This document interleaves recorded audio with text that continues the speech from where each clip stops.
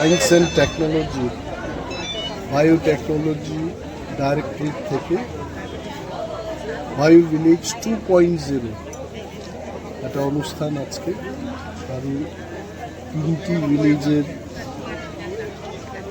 উদ্ঘাটন অনুষ্ঠান আজকে আমরা উদ্বোধন করলাম। সেগুলো হচ্ছে পূর্ব বাছাই বাড়ি, পূর্ব বাদলা বাড়ি এবং রাজনগর ভিলেজ কমিটি। এটাও আজকে থেকে নতুন সংযোজনায় এসছে এবং বায়ো ভিলেজের 210 জন বেনিফিশিয়ারিকে আমরা 6,30,000 টাকা কাজকর্মের জন্য আজকে বিলি করেছি। তার সাথে ইলেকট্রনিক গ্যাজেট, তারপর মাশরুমের বিভিন্ন সামগ্রী এবং এগ্রিকালচার রিলেটেড, ফিশারি রিলেটেড অনেকগুলো আইটেমস আমরা বিলি বন্টন করেছি।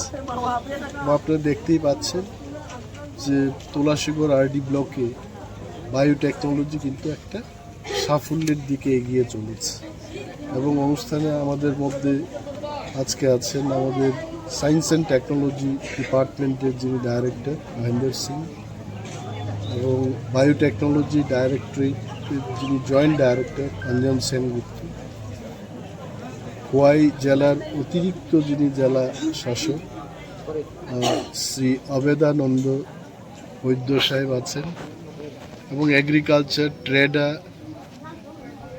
Tripura electric corporation, state electricity corporation লিমিটেডের কর্ণধাররা এবং ফিশারি এআরডিডির আধিকারিকরাও আছেন।